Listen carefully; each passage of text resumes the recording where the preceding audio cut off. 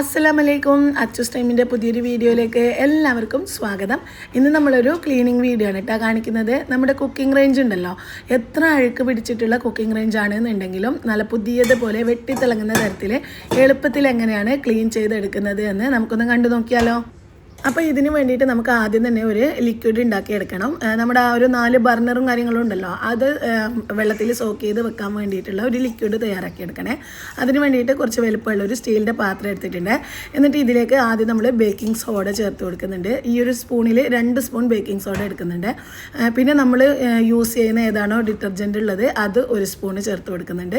അതുപോലെ തന്നെ നമ്മൾ പ്ലേറ്റൊക്കെ വാഷ് ചെയ്യാൻ വേണ്ടിയിട്ട് എടുക്കുന്ന ഏതാണോ ഡിഷ് വാഷിംഗ് ലിക്വിഡ് ഉള്ളത് അതും ഇതുപോലെ തന്നെ 1 സ്പൂണ് ചേർത്ത് കൊടുക്കുന്നുണ്ട്. എന്നിട്ട് നമ്മൾ കുറച്ച് വെള്ളം ഒഴിച്ചിട്ട് ഇതാദ്യം നല്ലോണം അങ്ങ് മിക്സ് ചെയ്തെടുക്കാം.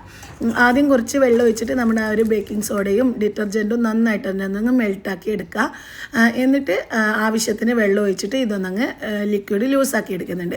നമ്മുടെ ആ ഒരു ബർണർ മുഴുവനായിട്ടും ഇതിലോട്ട് ഇട്ടിട്ട് സോക്ക് ചെയ്ത് വെക്കണം. ഒരു അരമണിക്കൂറെങ്കിലും നമ്മൾ ഇതൊന്നങ്ങ് സോക്ക് ചെയ്ത് വെക്കണേ. നല്ലോണം ടൈം ഉണ്ടെന്നുണ്ടെങ്കിൽ കൂടുതൽ സമയം വെക്കുന്ന സമയത്ത് നന്നായിട്ട് തന്നെ നമുക്കത് അഴുക്കൊക്കെ പോയിട്ട് ക്ലീനായിട്ട് എടുക്കാൻ പറ്റും ആ ഒരു ബർണർ.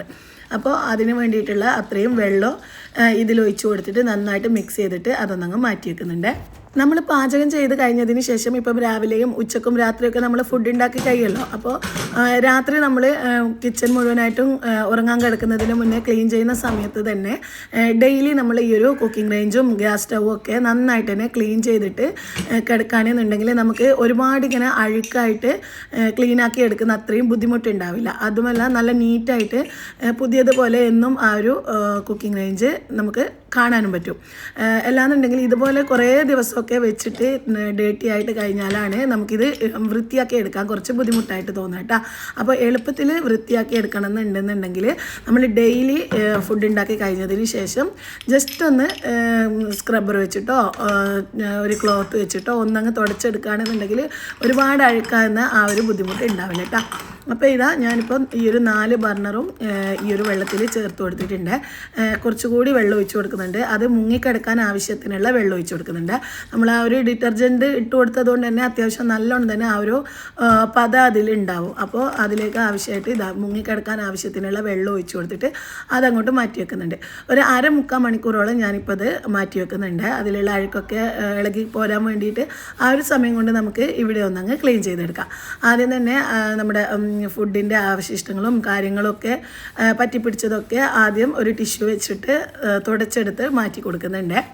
ഇതിപ്പം ഇത്രയും അഴുക്കാൻ കാരണം നമുക്ക് വീഡിയോയിൽ കാണിക്കുന്ന സമയത്ത് നല്ലോണം അഴുക്കുണ്ടായാൽ മാത്രമല്ലേ നമുക്കതെങ്ങനെയാണ് ക്ലീൻ ചെയ്തെടുക്കുന്നത് എന്ന് കാണിക്കാൻ പറ്റുമോ. ഞാൻ ഡെയിലി രാത്രി നമ്മൾ കിച്ചൺ ക്ലീൻ ചെയ്യുന്ന സമയത്ത് തന്നെ ഡെയിലി ഇത് ഇങ്ങനെ ക്ലീൻ ചെയ്തെടുക്കാറാണ് പതിവ്. അതുകൊണ്ട് തന്നെ പെട്ടെന്ന് നമുക്ക് ഈസി ആയിട്ട് അതൊന്നങ്ങ് ക്ലീൻ ആക്കി എടുക്കാൻ പറ്റും. ഇതിപ്പം വീഡിയോയിൽ കാണിക്കണമല്ലോ എന്ന് വിചാരിച്ചിട്ട് ഒരു 5-6 ദിവസം തീരെ ഒന്നും ക്ലീനാക്കാതെ എടുത്തു വെച്ചിട്ടുള്ള ആ ഒരു അഴുക്കാണ് ഈ കാണുന്നത്. അപ്പോൾ നമുക്ക് ഇതെങ്ങനെയാണ് ക്ലീൻ ആക്കി എടുക്കുന്നത് എന്നൊന്ന് കണ്ടു നോക്കാം.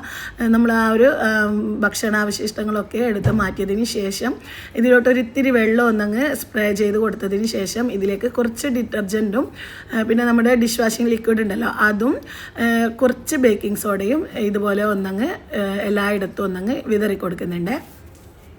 ഇനി ഏതെങ്കിലും ഒരു സോഫ്റ്റ് ആയിട്ടുള്ള സ്ക്രബ്ബർ വെച്ചിട്ട് ഇതൊന്നങ്ങ് സ്പ്രെഡ് ചെയ്ത് കൊടുത്തിട്ട് എല്ലായിടത്തും ഒന്നങ്ങ് എത്തുന്ന തരത്തിൽ ഒരുപാട് ശക്തിയിലൊന്നും ഉരക്കണമെന്നില്ല, ചെറുതായിട്ട് ഒന്നങ്ങ് ഉരച്ചിട്ട് എല്ലായിടത്തും ആ ഒരു ലിക്വിഡും സർഫും ബേക്കിംഗ് സോഡയൊക്കെ എത്തുന്ന തരത്തിൽ ഒന്നങ്ങ് സ്ക്രബ് ചെയ്ത് കൊടുത്തിട്ട് ഒരു 15 മിനിറ്റോളം റെസ്റ്റ് ചെയ്യാൻ വേണ്ടിയിട്ട് മാറ്റി വെക്കുന്നുണ്ട്.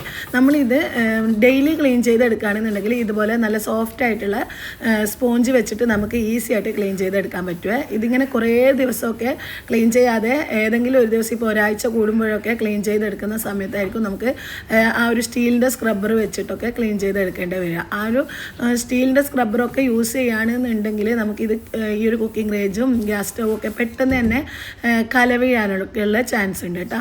അപ്പോൾ അതുകൊണ്ട് തന്നെ ഡെയിലി നമ്മൾ ക്ലീൻ ചെയ്തെടുക്കുകയാണെന്നുണ്ടെങ്കിൽ ജസ്റ്റ് ഈ ഒരു സ്പോഞ്ച് വെച്ചിട്ട് ഒന്നങ്ങ് ഉരച്ചു കൊടുക്കുകയേ വേണ്ടി വരുള്ളൂ കേട്ടോ. അപ്പോൾ അതുപോലെ ചെയ്തെടുക്കുന്നതായിരിക്കും ഏറ്റവും നല്ലത്. ഇതിപ്പം ജസ്റ്റ് ഇതുപോലെ ഒന്നങ്ങ് ഉരച്ച് കൊടുത്തിട്ടുണ്ട്. ഇനി ഒരു 15 മിനിറ്റ് ഇത് റെസ്റ്റ് ചെയ്യാൻ വേണ്ടി മാറ്റി വെച്ചതിന് ശേഷം നല്ല ടൈറ്റായിട്ട് തന്നെ അമർത്തിയിട്ട് ഇതൊന്നങ്ങ് ഉരച്ചിട്ട് ക്ലീൻ ചെയ്തെടുക്കുകയാണ് ചെയ്യുന്നത്. നമ്മൾ ആ ഒരു ബേക്കിംഗ് സോഡയും സർഫും ഇട്ടിട്ട് കുറച്ച് നേരം ഒന്നങ്ങ് വെക്കുന്ന സമയത്ത് തന്നെ എത്ര കട്ടിയുള്ള അഴുക്കാണെന്നുണ്ടെങ്കിലും അത് പെട്ടെന്ന് തന്നെ ഇളകി വന്നോളൂ കേട്ടോ. ഒരു 15 മിനിറ്റോളം വെക്കുമ്പോൾ തന്നെ അതൊന്നങ്ങ് ഇളകി വന്നോളും.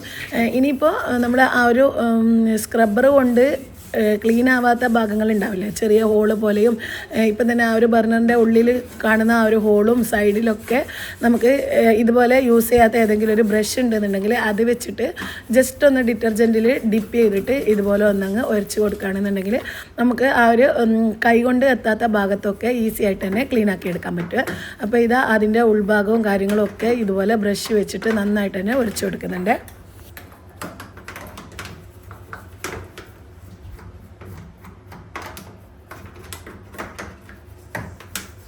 ഇനി ഈ ഒരു ബർണർ വെക്കുന്നതിൻ്റെ ആ ഒരു ഉൾഭാഗം ഉണ്ടല്ലോ, അവിടെയും ബ്രഷ് വെച്ചിട്ട് നന്നായിട്ട് തന്നെ ഉരച്ചിട്ട് അതിൻ്റെ ഉള്ളിലൊക്കെ നല്ലോണം അഴുക്ക് പറ്റി പിടിച്ച് കിടക്കുന്നുണ്ടാവും. അപ്പോൾ ബ്രഷ് വെച്ചിട്ട് തന്നെ നല്ലോണം ഒന്നങ്ങ് ഉരച്ച് കൊടുക്കുക. എന്നിട്ട് ഇതുപോലെ സ്പോഞ്ച് വെച്ചിട്ട് ഒന്നങ്ങ് തുടച്ചെടുക്കുകയാണെന്നുണ്ടെങ്കിൽ അതിൻ്റെ ഉള്ളിലത്തെ ആ ഒരു അഴുക്കും വെള്ളവും ഒക്കെ പെട്ടെന്ന് തന്നെ നമുക്ക് മാറ്റിയെടുക്കാൻ പറ്റുക.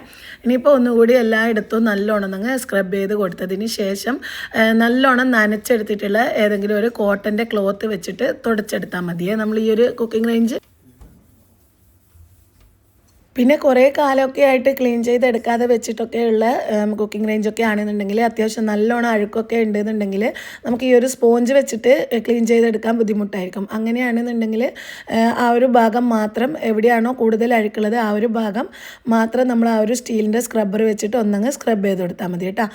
ഇനിയിപ്പോൾ ഇതാ നമ്മളൊരു തുണി വെച്ചിട്ട് നന്നായിട്ട് ഇതങ്ങ് തുടച്ചെടുക്കുകയാണ് ചെയ്യുന്നത്. ആദ്യം അധികം വെള്ളമൊന്നും ഇല്ലാത്ത തുണി വെച്ചിട്ട് നന്നായിട്ടൊന്നങ്ങ് തുടച്ചെടുക്കുക. എന്നിട്ട് ഒരു 5-6 പ്രാവശ്യം നല്ല വെള്ളത്തോട് കൂടിയിട്ട് തുണിയിട്ടിട്ട് നന്നായിട്ടൊന്നങ്ങ് തുടച്ചെടുത്താൽ മതിയെ. പിന്നെ കുക്കിംഗ് റേഞ്ചൊക്കെ ആയതുകൊണ്ട് തന്നെ നമുക്ക് വെള്ളം ഒഴിച്ചിട്ട് കഴുകിയെടുക്കാൻ ബുദ്ധിമുട്ടായിരിക്കുമല്ലോ. അപ്പോൾ അതുകൊണ്ടാണ് ഈ ഒരു തുണി നല്ലോണം നനച്ചിട്ട് തുടച്ചെടുക്കുന്നത്.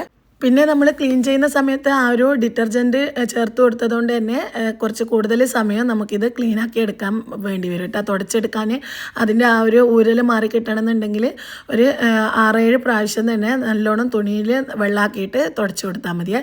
എന്നിട്ട് നല്ല ഡ്രൈ ആയിട്ടുള്ള ഏതെങ്കിലും ഒരു ക്ലോത്ത് വെച്ചിട്ട് ലാസ്റ്റായിട്ട് എല്ലായിടത്തും നന്നായിട്ട് തന്നെ ഒന്നങ്ങ് തുടച്ച് കൊടുക്കുക. പിന്നെ നമ്മൾ ആ ഒരു ബർണറിൻ്റെ ഉൾവശം ഉണ്ടല്ലോ, ആ ഒരു ഹോളിൻ്റെ ഉള്ളിലും ഡ്രൈ ആയിട്ടുള്ള ക്ലോത്ത് ഇട്ടിട്ട് നന്നായിട്ട് തന്നെ തുടച്ചെടുക്കണം. എല്ലാന്നുണ്ടെങ്കിൽ നമുക്കത് കത്തിച്ചെടുക്കാൻ ബുദ്ധിമുട്ടായിരിക്കും. അപ്പോൾ ഇതുപോലെ എല്ലാ ഹോളിലും ഇതുപോലെ നല്ലോണം ഉണങ്ങിയിട്ടുള്ള ഏതെങ്കിലും ഒരു തുണി ഇട്ടിട്ട് നന്നായിട്ട് തന്നെ ഇത് നല്ലോണം ക്ലീനാക്കി എടുത്തിട്ടുണ്ട്. ഇനി നമുക്ക് ഈ ഒരു ക്ലീനാക്കുന്ന അത്രയും സമയം നമ്മൾ ബർണർ മുഴുവനായിട്ടും ആ ഒരു ലിക്വിഡിൽ സോക്ക് ചെയ്ത് വെച്ചിട്ടാണല്ലോ ഉള്ളത്. അപ്പോൾ അത് ഇനി നമുക്കൊന്നങ്ങ് ക്ലീൻ ചെയ്തെടുക്കാം. അതിന് വേണ്ടിയിട്ട് ഇത് നമ്മൾ ഇത്രയും സമയം സോക്ക് ചെയ്ത് വെച്ചതുകൊണ്ട് തന്നെ ഇത് ഈസി ആയിട്ട് നമുക്ക് ജസ്റ്റ് ഒന്നങ്ങ് ഉരച്ചെടുക്കുക മാത്രമേ വേണ്ടൂ കേട്ടോ. അതിലുള്ള അഴുക്കും കാര്യങ്ങളൊക്കെ പെട്ടെന്ന് തന്നെ അതിലേക്ക് അലിഞ്ഞു പോയിട്ടുണ്ട്. അപ്പോൾ ജസ്റ്റ് ഇതൊന്നങ്ങ് സ്ക്രബ്ബർ വെച്ചിട്ട് ഉരച്ച് കൊടുത്താൽ മതി. ഇനിയിപ്പോൾ ഏതെങ്കിലും ഒരു ഭാഗത്ത് നല്ലോണം അഴുക്കുണ്ട് എന്നുണ്ടെങ്കിൽ ഇതുപോലെ നമ്മുടെ ബ്രഷ് ഉണ്ടല്ലോ, ആ ഒരു ബ്രഷ് വെച്ചിട്ട് ഇതുപോലെ ഒന്നങ്ങ് ഉരച്ച് കൊടുത്താൽ മതി കേട്ടോ. ഇത് ഈസി ആയിട്ട് തന്നെ നമുക്ക് ക്ലീൻ ചെയ്തെടുക്കാൻ പറ്റുക. നമ്മൾ ഈ ഒരു ബർണറൊക്കെ ഇടയ്ക്കിടയ്ക്ക് നമ്മൾ ക്ലീൻ ചെയ്തെടുത്തില്ല എന്നുണ്ടെങ്കിൽ ഇതിൽ അത്യാവശ്യം നല്ലോണം തന്നെ അഴുക്ക് പെട്ടെന്ന് പിടിക്കുന്ന ഒരു സ്ഥലമാണല്ലോ നമ്മുടെ ഈ ഒരു ബർണർ എന്ന് പറയുന്നത്. അങ്ങനെ ആവുന്ന സമയത്താണ് ചില കുക്കിംഗ് റേഞ്ചിനൊക്കെ ചില ബർണറൊക്കെ കത്താതെ ആവുകയൊക്കെ ചെയ്യുന്നുണ്ടാവും. അപ്പോൾ അതൊക്കെ ഇതുപോലെ അഴുക്കൊക്കെ പെട്ടെന്ന് അടിഞ്ഞു കൂടിയിട്ടാണ് അങ്ങനെ കത്താതെ ആവുന്ന പ്രോബ്ലം വരുന്നത്. അതുകൊണ്ട് തന്നെ നമ്മൾ ഇടയ്ക്കിടയ്ക്ക് ഇത് ക്ലീൻ ചെയ്തെടുക്കുകയാണെന്നുണ്ടെങ്കിൽ നമുക്ക് ആ ഒരു പ്രോബ്ലം വരില്ല കേട്ടോ. നല്ലോണം പറ്റിപ്പിടിച്ച് കിടക്കുന്ന അഴുക്കൊക്കെ ഉണ്ടെന്നുണ്ടെങ്കിൽ ഇതുപോലെ ബ്രഷ് വെച്ചിട്ട് നന്നായിട്ടൊന്നങ്ങ് ഉരച്ച് കൊടുത്താലും മതി. അത് പെട്ടെന്ന് തന്നെ നമുക്ക് ക്ലീനാക്കി എടുക്കാൻ പറ്റുക. അപ്പോൾ ഇത് മുഴുവനായിട്ടും നല്ലോണം ക്ലീനാക്കി എടുത്തിട്ടുണ്ട്. ഇനി ആ ഒരു ലിക്വിഡ് നമ്മൾ മാറ്റി വെക്കുന്നുണ്ട്, ആ ഒരു സ്റ്റാൻഡ് ക്ലീനാക്കി എടുക്കാൻ വേണ്ടിയിട്ട്. ഇനിയിപ്പോൾ ഇത് നല്ലോണം കഴുകി വൃത്തിയാക്കി എടുക്കുക. എന്നിട്ട് ഇത് നല്ലോണം ഡ്രൈ ആയതിന് ശേഷമാണ് നമ്മൾ അതിലോട്ട് വെച്ച് കൊടുക്കുന്നത്. നന്നായിട്ട് തന്നെ ഒരു ഉണങ്ങിയ തുണി വെച്ചിട്ട് നല്ലോണം തുടച്ചതിന് ശേഷം അതിലോട്ട് വെച്ച് കൊടുത്താൽ മതി. ഇപ്പോൾ നന്നായിട്ട് കഴുകിയെടുക്കാം കേട്ടോ.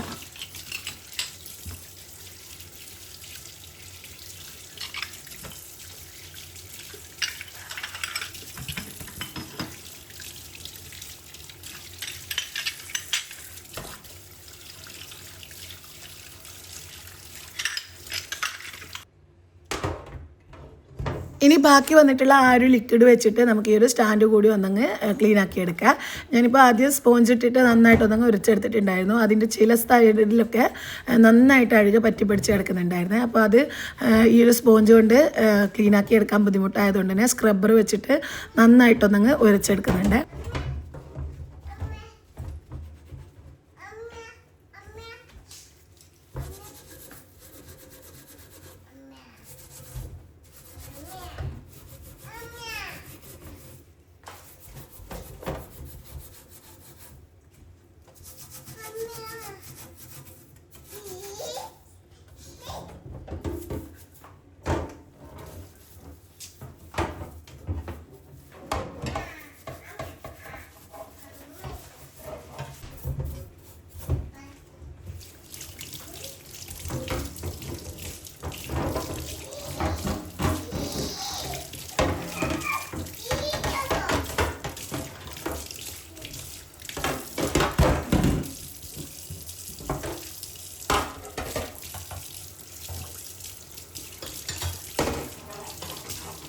അപ്പോൾ ഈ ഒരു സ്റ്റാൻഡും നല്ലോണം കഴുകിയെടുത്തിട്ടുണ്ട്. ഇനി നമുക്ക് ആ ഒരു ബർണറൊക്കെ നല്ലോണം കോട്ടൻ്റെ തുണി വെച്ചിട്ട് നന്നായിട്ട് തുടച്ച് ഉണക്കിയെടുത്തതിന് ശേഷം ആ ഒരു കുക്കിംഗ് റേഞ്ചിൻ്റെ മുകളിൽ പ്ലേസ് ചെയ്ത് കൊടുക്കുക. ഇനി ഈ ഒരു ബർണർ മുഴുവനായിട്ടും പ്ലേസ് ചെയ്ത് കൊടുത്തതിന് ശേഷം തുണി വെച്ചിട്ട് ഒന്നുകൂടി മുഴുവനായിട്ട് ഒന്നങ്ങ് തുടച്ചെടുക്കുന്നുണ്ട്. എന്നിട്ട് ആ ഒരു സ്റ്റാൻഡ് കൂടി വെച്ച് കൊടുത്താൽ നമ്മുടെ കുക്കിംഗ് റേഞ്ച് അടിപൊളിയായിട്ട് ക്ലീൻ ആക്കി എടുക്കാൻ പറ്റുക. പിന്നെ നമ്മളിത് ക്ലീൻ ചെയ്തതിന് ശേഷം കുറച്ച് സമയം വെയിറ്റ് ചെയ്തതിന് ശേഷം വേണേൽ നമ്മളിതിൽ കുക്കൊക്കെ ചെയ്യാൻ. കാരണം എങ്ങാണ്ടും ആ ഒരു ബർണറിൻ്റെ ഹോളിൻ്റെ ഉള്ളിലൊക്കെ വെള്ളമൊക്കെ ഉണ്ടെന്നുണ്ടെങ്കിൽ അതൊക്കെ ഒന്നങ്ങ് ഡ്രൈ ആയി കിട്ടാൻ വേണ്ടിയിട്ട് കുറച്ച് സമയം ഒന്നങ്ങ് വെയിറ്റ് ചെയ്യുക. അതുകൊണ്ട് നമ്മൾ രാത്രി ഉറങ്ങാൻ കിടക്കുന്ന സമയത്ത് ക്ലീൻ ചെയ്തെടുക്കുകയാണെന്നുണ്ടെങ്കിൽ കറക്റ്റ് ടൈമായിരിക്കും. പിറ്റേന്ന് രാവിലെ നമ്മളിത് യൂസ് ചെയ്യുന്ന സമയത്ത് അത്യാവശ്യം നന്നായിട്ട് തന്നെ ഉണങ്ങി കിട്ടിയിട്ടുണ്ടാവും. അപ്പോൾ ഇത്രയേ ഉള്ളൂ. വളരെ സിമ്പിളായിട്ട് നല്ല പുത്തനായിട്ട് വെട്ടിത്തിളങ്ങുന്ന തരത്തിൽ വീട്ടിൽ തന്നെയുള്ള കുറഞ്ഞ ഇൻഗ്രീഡിയൻസ് വെച്ചിട്ട് നമുക്ക് ഈ ഒരു കുക്കിംഗ് റേഞ്ച് ക്ലീൻ ചെയ്തെടുക്കാൻ പറ്റുക. അപ്പോൾ ഇത്രയേ ഉള്ളൂ നമ്മുടെ ഈ ഒരു കുക്കിംഗ് റേഞ്ച് ക്ലീനിങ് വീഡിയോ. വളരെ ഈസി അല്ലേ ക്ലീൻ ചെയ്തെടുക്കാൻ. അപ്പോൾ ഈ ഒരു വീഡിയോ നിങ്ങൾക്ക് ഇഷ്ടപ്പെട്ടിട്ടുണ്ടെന്നുണ്ടെങ്കിൽ ഹെൽപ്ഫുള്ളായിട്ട് തോന്നിയിട്ടുണ്ടെങ്കിൽ ഫ്രണ്ട്സിനും റിലേറ്റീവ്സിനൊക്കെ ഈ ഒരു വീഡിയോ ഷെയർ ചെയ്ത് കൊടുക്കുക. നമ്മുടെ വീഡിയോ ലൈക്ക് ചെയ്യാനും കമൻറ്റ് ചെയ്യാനും നമ്മുടെ അച്ചസ് ടൈം എന്ന ചാനൽ സബ്സ്ക്രൈബ് ചെയ്യാനൊന്നും മറക്കരുത് കേട്ടോ. അപ്പോൾ ഇൻഷാ അല്ലാ പുതിയൊരു വീഡിയോ ആയിട്ട് വീണ്ടും വരുന്നത് വരെ എല്ലാവർക്കും അസ്സലാമു അലൈക്കും.